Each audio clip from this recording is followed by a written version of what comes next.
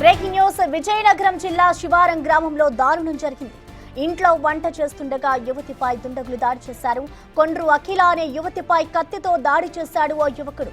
ముసుగు వేసుకొని వచ్చిన యువకుడు కత్తితో పొడిచి ఇంటి వెనుక వైపు నుంచి పరారయ్యాడు. బాధితురాలిని వెంటనే చీపురుపల్లి ప్రభుత్వ ఆసుపత్రికి తరలించారు. దాడి చేసింది ఎవరన్న దానిపై పోలీసుల దర్యాప్తు జరుగుతోంది. ప్రస్తుతం ఆమెకు చికిత్స కొనసాగుతోంది.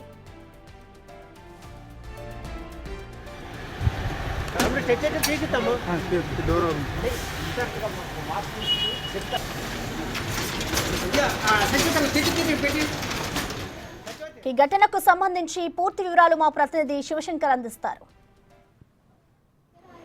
చీపురుపల్లి నియోజకవర్గం గర్విడి మండలంలో దారుణం చోటు చేసుకుంది. ఇంట్లోకి వెళ్ళి ఒక అమ్మాయిని కిరాతకంగా పొడిచేటువంటి దారుణ ఘటన చోటు చేసింది. దీనికి సంబంధించి కుటుంబీకులు ఉన్నారు, వాళ్ళతో మాట్లాడే ప్రయత్నం చేద్దాం. అసలు ఏం జరిగింది, ఏంటి అసలు అక్కడ పరిస్థితి ఏంటి, ప్రస్తుతం అమ్మాయి ఆరోగ్య పరిస్థితి ఎలా ఉందో ఒకసారి వాళ్ళ బంధువులు మనతో ఉన్నారు, వాళ్ళతో అడిగి తెలుసుకునే ప్రయత్నం చేద్దాం. అమ్మాయి చెప్పండి, ఏం పేరు అమ్మాయి పేరు? అఖిల అండి. అఖిల, అసలు ఏం జరిగింది? మేమైతే పనికి వెళ్ళిపోయామండి ఉదయము. ఆ అమ్మాయి ఇంటి దగ్గర ఉంది. ఈ అమ్మాయి ఇంట్లో నుండి లోపలికి వెళ్ళినప్పటికీ ఆ అబ్బాయి ఎవరో తెలియదు, కానీ లోపల ఉన్నాడు. ఈ అమ్మాయి చూసినప్పటికీ పీక నొక్కి పొడిసేసి పారిపోయాడు మాస్క్ వేసుకొని.